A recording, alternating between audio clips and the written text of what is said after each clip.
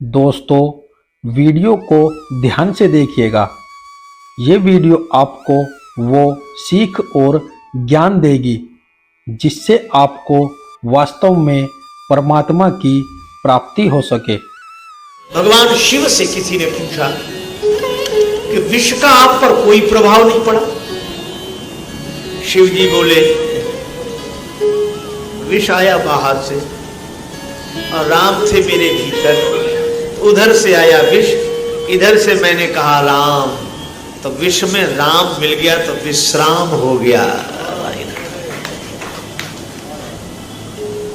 रघुपति चरण हृदय धरे, राम जी के चरणों को हृदय में रखो और संकेत है हृदय में, भाव से, हृदय से एक बार बस भगवान के श्री चरणों का आश्रय ले लो, फिर आनंद ही आनंद है। एक बार एक पिता अपनी बेटी की ससुराल में गया, मजबूरी थी, रात्रि को बेटी की ससुराल के घर में ही रुकना पड़ा। शाम हुई, बेटी ने कहा पिताजी भोजन कर लीजिए, जल पी लीजिए। पिता बोला कि नहीं बेटी, एक दिन की बात है, भूखा रह जाऊंगा, पर यहां मैं भोजन नहीं करूंगा। क्यों?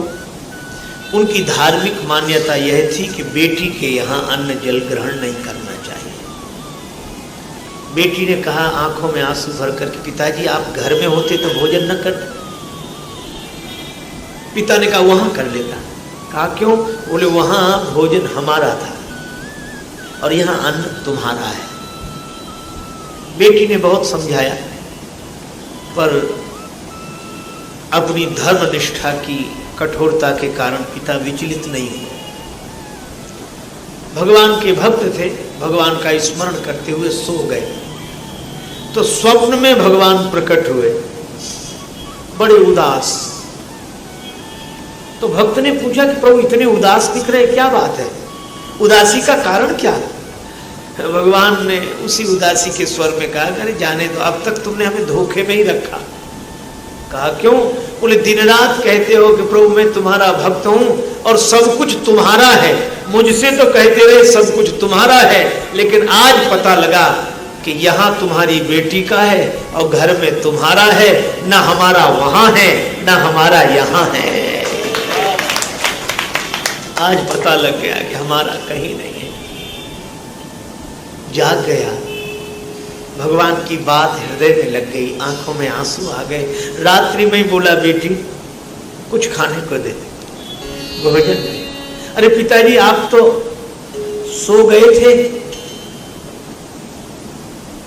पिता ने कहा कि बेटी मैं सोने के पहले भी सो ही रहा था, जो अपना समझ रहा था और तुम्हारा समझ रहा था। सही बात यह है कि न मेरा है न तुम्हारा है, सब कुछ भगवान का है, सब कुछ भगवान का है।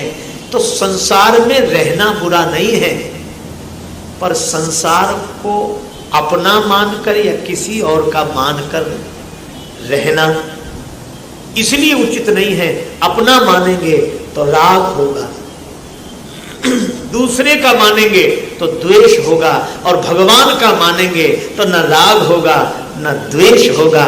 जीवन आनंद से भर जाएगा, भगवान के प्रेम से भर जाएगा। इसलिए रघुपति चरण हृदय धरि, तात मधुर फल खाओ। ये भगवान के चरण हृदय में रखने की बात इसलिए भी कही क्योंकि ये राक्षस हैं, ये विकारों को कोई अपने आचरण के बल पर नहीं जीत सकता। विकारों पर अगर कोई विजय पा सकता है तो भगवान के चरण के बल पर पाई जा सकती है।